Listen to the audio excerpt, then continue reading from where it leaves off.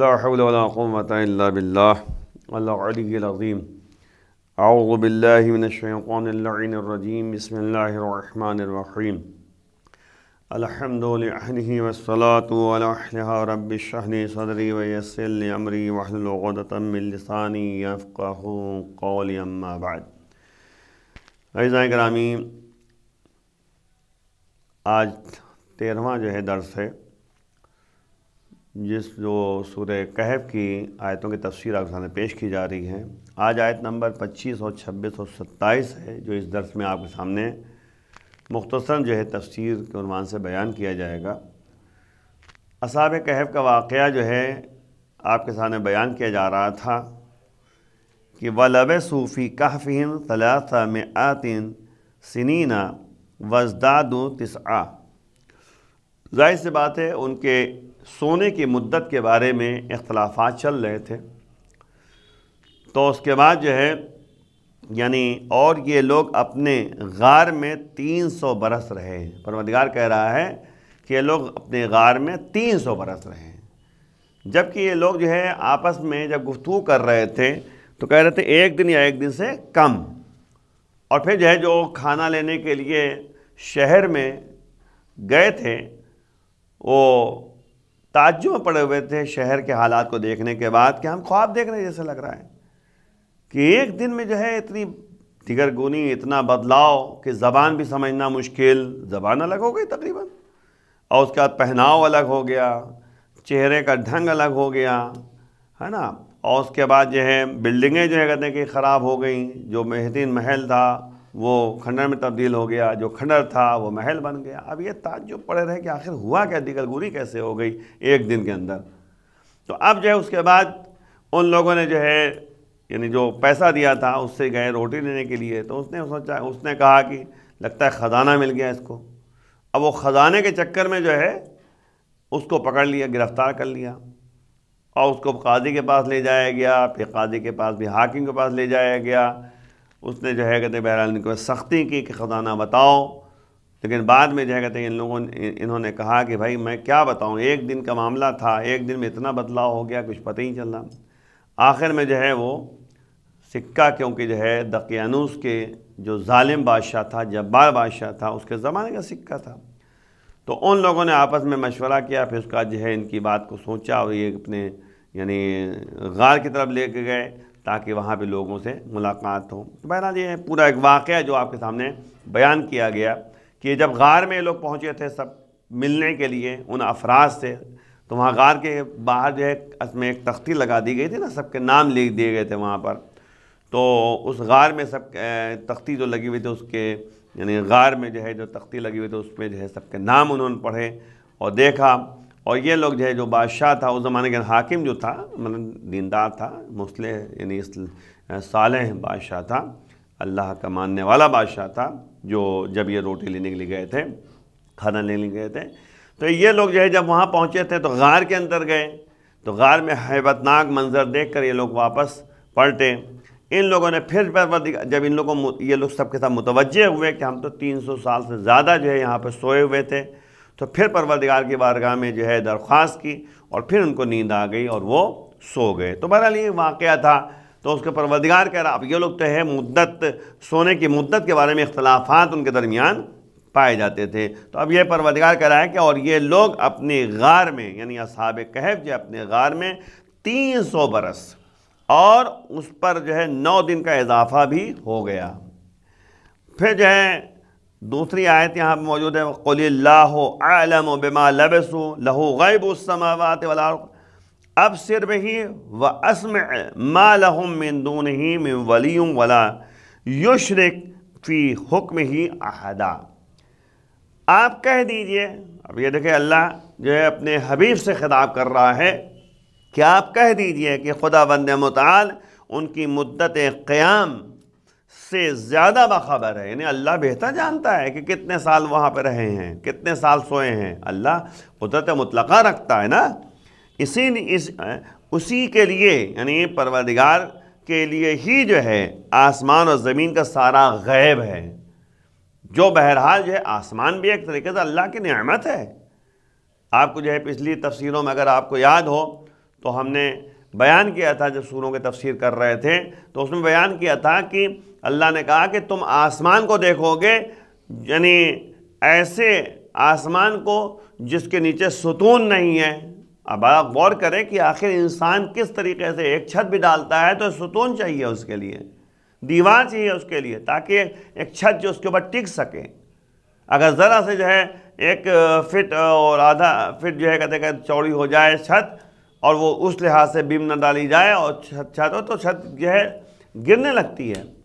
تو اب آپ دیکھیں اتنا بڑا آسمان جو ہے، جو پروردگار کہہ رہا ہے کہ تم نعمتوں کو دیکھو، اللہ کی نشانیوں کو دیکھو کہ اللہ نے کس طریقے سے جو ہے آسمان کو جو ہے پیدا کیا جو بغیر ستون کے ہے۔ تو امام نے فرمایا ستون تو ہے لیکن تمہاری آنکھیں نہیں دیکھ پاتی۔ تو بہرحال جو ہے الی السماء کیف رفعت، اللہ کہہ رہا ہے دیکھو آسمان کی طرف کیسے اس کو بلند کیا گیا، کیسے اس کو روکے رکھا گیا ہے۔ آپ جو ہے ٹینٹ لگاتے ہیں تو آپ کو جو ہے کچھ نہ کچھ ضرورت ہے ٹیکنے کے لیے، لیکن آسمان، اتنا بڑا آسمان پروردگار جو ہے کس طریقے سے اس کو بلند کیے ہوئے ہے۔ تو یہ بھی سب جو ہے اللہ کی ملکیت ہے۔ اور اس کی سماعت اور بصارت کا کیا کہنا، یعنی اللہ جو سن رہا ہے اور دیکھ رہا ہے اس کا کیا، ان لوگوں کے لیے اس کے علاوہ کوئی سرپرست نہیں ہے، یعنی اللہ ہی ولی ہے، اللہ ہی سرپرست ہے، اس کے علاوہ کوئی سرپرست نہیں ہے، اور نہ کسی کو اپنے حکم میں شریک کرتا ہے۔ یعنی اللہ تعالیٰ جو ہے حاکم مطلق ہے، اس کے حکم میں کوئی شریک نہیں ہے، مشورہ دینے والا نہیں ہے، اللہ خود جو ہے قادر مطلق ہے۔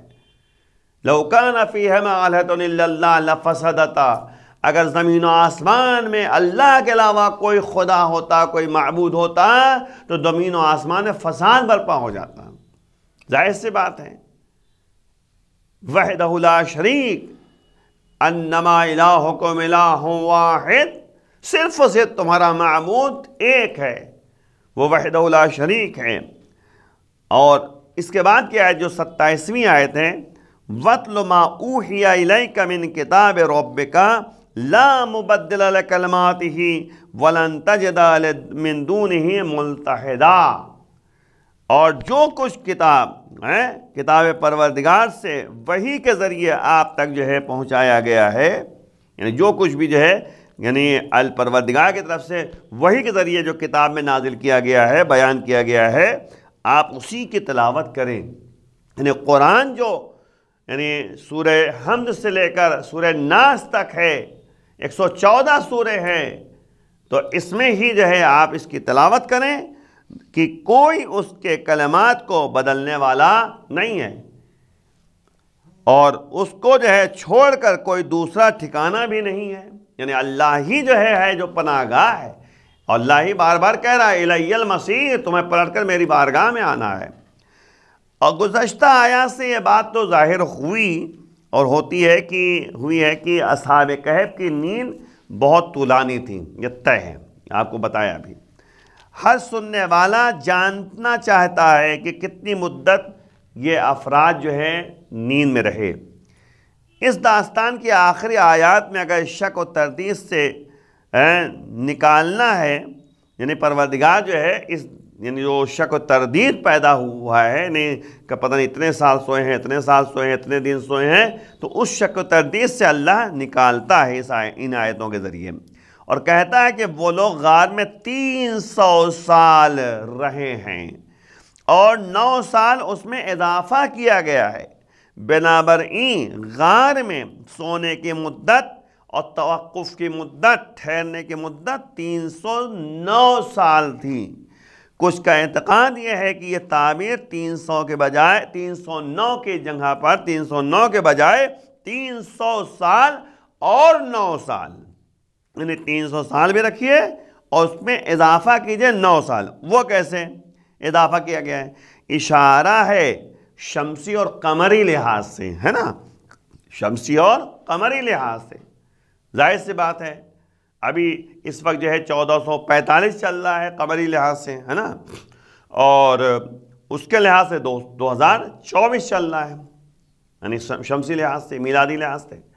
تو اب اس کو اگر آپ غور کریں تو یعنی میلادی لحاظ سے جو عیسوی ہے، مطلب کہ جو ہے 2024 ہے مثلاً اس وقت، اس کے لحاظ سے دیکھیں، اور جو قمری لحاظ سے ہے اس میں آپ کو پتہ ہونا چاہیے کہ تقریباً جو ہے 9-10 دن کا جو ہے فرق آ جاتا ہے سال میں، ہے نا۔ تو اب اس لحاظ سے جو ہے یہاں پر یعنی بہرحال جو ہے یعنی اشارہ بعض لوگوں نے اشارہ کیا ہے کہ مطلب اس لحاظ سے ہو کہ شمسی اور قمری سال میں تفاوت کی بنیاد پر ہو، کیونکہ شمسی سال کے اعتبار سے 300 سال توقف کیا ہے اور قمری اعتبار سے 309 سال، تو اس لحاظ سے جو ہے تھوڑا سے مطلب کہ 9 دن کا فرق جو ہے اس لحاظ سے شاید کیا گیا ہو، ورنہ بہرحال جو ہے وہ تو اللہ بہتر جانتا ہے۔ تو اسی آگے آیت بتائی نہیں گئی کہ اللہ بہتر جانتا ہے کہ ان کی نیند کی مدت کتنی تھی، ہے نا۔ یہ تو ہمیں جو علم دیا گیا ہے، جو تعلیم ہمارے سامنے، اس کے لحاظ سے ہم لوگ بیان کرتے ہیں نا، ورنہ جو ہے ظاہر سی بات ہے کہ قرآن خود آگے کہہ رہا ہے اسی کے 26ویں آیت میں کہ قل، اے میرے حبیب کہہ دیجئے، اللہ اعلم بما لبثوا، کتنا وہ لوگ رہے ہیں اللہ بہتر جانتا ہے، ہر ایک سے بہتر جانتا ہے۔ بہرحال اب یہاں پہ جو ہے اس کے بعد فرماتا ہے کہ کہہ دیجئے کہ خداوند عالم ان کی نیند کی مدت سے زیادہ آگاہ ہے، عالم ہے وہ نا، بہتر جانتا ہے، کیونکہ آسمان اور زمین کا غیب اسی کی ملکیت ہے، اسی کی طرف سے ہے، یعنی اللہ نے آسمان اور زمین کو پیدا کیا ہے، وہی خالق ہے، وہی پیدا کرنے والا ہے، جو بھی پوری ہستی اور وجود سے باخبر ہے، یعنی اللہ جو ہے پوری دنیا، پوری یعنی ہر رب العالمین ہے نا، عالمین کا پروردگار ہے، ہر عالم کا پروردگار، ہر عالم کے بارے میں جانتا ہے، وہ وجود سے باخبر ہے، وہ کیوں نہیں ان کی نیند کی مدت نہیں جانے گا، یعنی وہ بہتر جانتا ہے، جب وہ جو ہے پوری ہستی کو جان رہا ہے، پورے وجود کو جان رہا ہے، پوری دنیا کو جان رہا ہے، یعنی آخرت کے بارے میں، عالمین کے بارے میں جانتا ہے، تو کیا وہ نیند کی مدت کو نہیں جانے گا؟ وہ بہتر جانتا ہے۔ بہرحال سچ میں وہ کتنا بصیر و سمیع ہے، اس کی بہرحال جو ہے تعجب آور بات ہے کہ وہ کس طریقے سے اس کے پاس جو ہے ذرا سی بات پہنچ جاتی ہے۔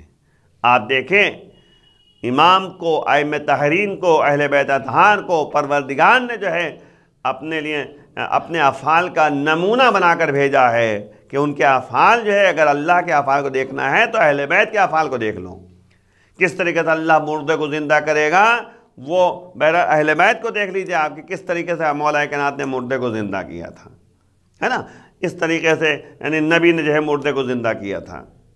اگر دیکھنا ہے کہ اللہ کس طریقے سے مہربان ہے تو آپ اہل بیت اطہار کی مہربانی کو دیکھ لیجئے آپ کہ کس طرح وہ مہربان تھے۔ تو وہی مسئلہ یہاں پر ہے کہ اللہ جو ہے کتنا سمیع اور بصیر ہے، اس کے بارے میں اسی سے آپ اندازہ لگائیے کہ آپ جو ہے یعنی جو کچھ سوچتے ہیں اہل بیت اس کے بارے میں واقف ہیں، آپ دل سے جو ہے اہل بیت کے سامنے جو ہے دعا کرتے ہیں، کچھ مانگتے ہیں، کچھ یعنی متوسل ہوتے ہیں تو وہ سن لیتے ہیں، تو کیا پروردگار جو اہل بیت کو پیدا کرنے والا ہے وہ کیا سننے والا نہیں ہے؟ کیا وہ دیکھنے والا نہیں ہے؟ وہ زیادہ بہتر جانتا ہے۔ بہرحال جو ہے تفصیلی بات پیش نہیں کرنی تھی یہاں پر، بس بات کو آگے بڑھاتے ہوئے اسی وجہ سے آسمان اور زمین کے ساکنین، جو آسمان میں لوگ موجود ہیں، جو زمین میں افراد موجود ہیں، اس کے علاوہ کسی کو ولی و سرپرست نہیں رکھتے، یعنی اللہ ہی کو جو ہے یہ ساکنین آسمان و زمین جو ہے اللہ ہی کو ولی اور سرپرست مانتے ہیں۔ اللہ ولی الذین آمنوا، اللہ ان افراد کا سرپرست ہے، ان افراد کا ولی ہے جو اہل ایمان ہیں۔ ظاہر سی بات ہے کہ یسبح للہ ما فی السماوات وما فی الارض، جو کچھ زمین و آسمان میں ہے اور زمین و آسمان کے درمیان ہے وہ سب کے سب اللہ کے تسبیح کرتے ہیں۔ ما لہم، یہ ضمیر ہم کی جو ہے کس کی طرف پلٹ رہی ہے، یعنی کیسے ہم سمجھیں گے کہ ہم کی ضمیر کہاں پلٹ رہی، کیسے سمجھیں گے؟ بعض نے اعتقاد ظاہر کیا ہے کہ آسمان و زمین کے ساکنین ہیں، جو آسمان و زمین کے رہنے والے افراد ہیں، ان کے لیے جو ہے یہ ہم کی ضمیر استعمال کیا گیا، ما لہم، یعنی ان افراد کے لیے جو ہے کوئی ولی و سرپرست اللہ کے علاوہ نہیں ہے، یہ بعض لوگوں نے کہا ہے۔ لیکن بعض نے اعتقاد ظاہر کیا کہ اصحاب کہف مراد ہیں۔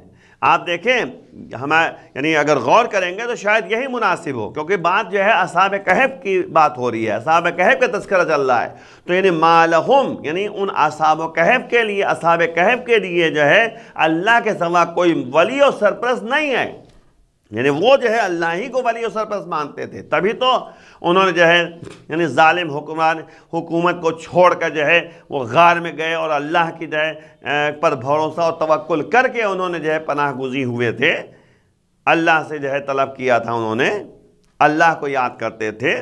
بہرحال تو کیونکہ اصحاب کہف خدا کے علاوہ کسی کو بھی اپنا ولی و سرپرست نہیں مانتے تھے، تو مراد یہی ہے خدا ہی اس واقعے میں سب جگہ ان کے ساتھ رہا ہے۔ آپ شروع سے لے کر آخر تک اگر آپ دیکھیں تو اللہ ساتھ ساتھ رہا ہے، اللہ کی مہربانی ساتھ ساتھ رہی ہے اور ان کی حمایت پروردگار کرتا رہا۔ لیکن اس سے قبل جو ہے جملے میں آسمان اور زمین کے غیب کا تذکرہ، لہٰذا پہلی یہ تفسیر مناسب لگتی ہے۔ غیب کا تذکرہ جب ہے نا تو اس سے بہتر یہ ہے کہ ساکنین زمین و آسمان، جو زمین و آسمان میں رہنے والے افراد ہیں، ان کی طرف ہے کہ وہ جو ہے اللہ کے سوا کسی کو اپنا ولی و سرپرست نہیں مانتے۔ بہرحال آیت کے آخر میں اضافہ کرتا ہے کہ ولا یشرک فی حکم ہی احدن، اور حکم خدا میں کوئی بھی شریک نہیں ہے۔ اللہ جو ہے اپنے حکومت میں اپنی حکومت میں اپنی حکمرانی میں جو ہے کسی کو اپنا شریک قرار نہیں دیتا۔ در حقیقت یہ تاکید ہے خدا کی ولایت مطلقہ پر کہ اللہ جو ہے ولی مطلق ہے اور قادر مطلق ہے، تو اس کے علاوہ کوئی نہیں ہے جو اس کا شریک قرار پائے، کہ نہ کوئی دوسرا اس جہان پر ولایت رکھتا ہے اور نہ کوئی اس کی ولایت میں شریک ہے، اس کی حکومت میں کوئی شریک بھی نہیں ہے، اور نہ ہی دنیا پر ولایت میں مشترک ہے۔ یہ کہا جائے دونوں مل کے کام کرتے ہیں، دونوں مل کے جو ہے ولایت کا کام کرتے ہیں، نہیں، ایسا نہیں ہے۔ اسی لیے کہا گیا ہے کہ اگر اللہ کی ولایت کو آپ دیکھیے اور نبی کی ولایت کو دیکھیے اور علی کی ولایت کو دیکھیے، اور ظاہر سی بات ہے پروردگار نے یہی تو کہا ولایت علی ابن ابی طالب حصنی فمن دخل حصنی امن من عذابی۔ اللہ نے حدیث قدسی میں کہا ہے کہ علی کی ولایت میرا قلعہ ہے، جو اس قلعے میں داخل ہو جائے گا وہ میرے عذاب سے محفوظ رہے گا۔ اب ظاہر سی بات ہے کہ ولایت علی جو بہرحال ہمارے سامنے ہے اور اس کے بغیر ہمارا ایمان مکمل نہیں ہو سکتا، تو ولایت علی ہے، ولایت رسول ہے، ولایت پروردگار ہے۔ تو اب بتائیے یہ کہا گیا ہے کہ اللہ کے سوا کوئی ولی نہیں ہے، تو اب یہاں مراد کیا ہے؟ تو کیا علی نعوذ باللہ ولی نہیں ہے؟ کیا رسول نعوذ باللہ ولی نہیں ہے؟ بالکل ہیں، اللہ بھی ولی ہے، رسول بھی ولی ہیں، علی بھی ولی ہیں۔ انما ولیکم اللہ ورسولہ، یعنی قرآن کی آیت باقاعدہ موجود ہے۔ تو اب یہاں پر جو ہے یہ بات کیسے جو ہے ثابت کی جائے؟ تو یاد رکھیے گا ولایت جو نہیں یہاں کرا دی گئی، ما لہم، ان کے لیے کوئی ولی و سرپرست نہیں ہے اللہ کے سوا۔ اس سے مراد یہ ہے کہ ایک ہوتا ہے عرضی، ایک ہوتا ہے طولی۔ طولی کا مطلب ہوتا ہے کہ علی کی ولایت تو ہے لیکن اس سے بڑھ کر جو ہے رسول کی ولایت ہے، رسول کی ولایت تو ہے لیکن رسول کی ولایت سے بڑھ کر علی کی ولایت، اللہ کی ولایت ہے۔ یعنی اللہ جو ہے ان سب کا ولی ہے نا، اور اللہ جو کہتا ہے وہی رسول کہتے ہیں، اور جو رسول کہتے ہیں وہی علی کہتے ہیں۔ غور کیجئے گا، تو یہ ولایت تامہ ہے، اس کو کہتے ہیں ولایت، ہے نا، اس لحاظ سے کہا جائے، لیکن عرضی نہیں ہے۔ عرضی کا مطلب یہ نہیں ہو سکتا کہ اللہ کے مقابلے میں رسول کی ولایت ہو، اللہ کے مقابلے میں جو ہے علی کی ولایت ہو، نہیں، مقابلے میں نہیں ہے، اللہ کے ماتحت ان کی ولایت ہے۔ اللہ ہی نے ان کو ولی بنا کر بھیجا، اللہ ہی نے جو ہے ان کو ولایت عطا کیا ہے۔ جو قدر غدیر خم کے میدان میں نبی نے اعلان کیا کہ من کنت مولا ہو فہذا علی مولا، میں جس کا مولا ہوں علی اس کے مولا ہیں۔ تو یہاں ولایت سے مراد جو ہے وہی ولایت ہے، سرپرستی، حاکم، لیکن یہ ولایت جو ہے اللہ کی طرف سے ان کو عطا ہوئی ہے، یہ ولایت جو ہے اللہ کی طرف سے ان کو دی گئی ہے۔ تو بہرحال تو اب اس کے بعد جو ہے جلدی صاحب کے سامنے اس کے بعد کی آیت میں نبی سے خطاب کر کے فرماتا ہے اور جو کچھ آپ کے پروردگار سے وہی نازل ہوئی، یعنی قرآن میں نازل ہوئی چیزیں، اس کی تلاوت کریں، ادھر اور ادھر کی باتوں پر دھیان نہ دے۔ بحث و گفتگو صرف وحی الہی پر ڈیپینڈ ہے، اللہ کی جو وحی ہے اسی کے مطابق زندگی بسر کرو، اسی کے مطابق۔ کوئی بھی چیز اس کی باتوں کو دگرگون نہیں کر سکتی، یعنی کوئی بھی چیز ایسی نہیں ہے جس کو تغیر تبدل پیدا کر سکے. گفتار و معلومات میں تغیر تبدل کا کوئی راستہ نہیں ہے. اللہ کی جو گفتگو ہے، اللہ کی جو باتیں ہیں وہ پرفیکٹ ہیں، اس میں ذرہ برابر بھی تبدیلی کا حق کسی کو نہیں ہے کہ ہر روز تغیر پیدا کرے. ایسا نہیں ہے. 100% لوگوں کی باتوں پر اعتماد نہیں ہو سکتا.